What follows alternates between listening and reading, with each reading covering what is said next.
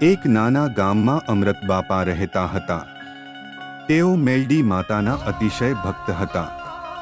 તેમના દિલમાં માત્ર એક જ વિશ્વાસ, માતા હંમેશા સાથે છે. દરરોજ સવારે બાપા ઉઠતા, સ્નાન કરીને માતાનો દીવો પ્રગટાવતા અને ભક્તિમાં લીન થઈ જતા.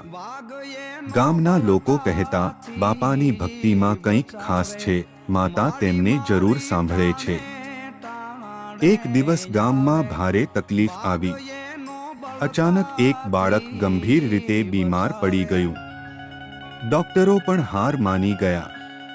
બાળકના માતા પિતા રડી રહ્યા હતા. આખું ગામ દુઃખમાં ગરકાવ થઈ ગયું. એ સમયે કોઈએ કહ્યું, અમૃત બાપા પાસે જાઓ. તેઓ મેલડી માતાના ભક્ત છે. બાળકને લઈને તેઓ બાપા પાસે આવ્યા.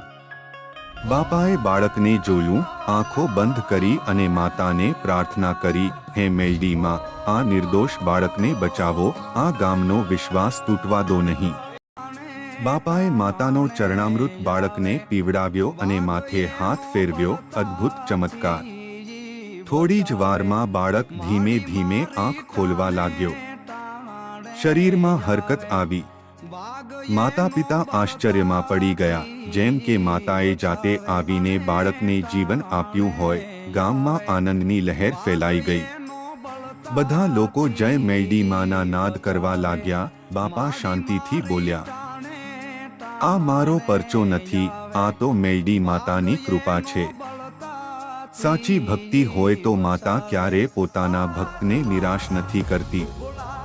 શીખ, સાચી શ્રદ્ધા અને નિષ્ઠાથી કરેલી ભક્તિ ક્યારેય વ્યર્થ નથી જતી. માતા હંમેશા પોતાના ભક્તની સાથે રહે છે.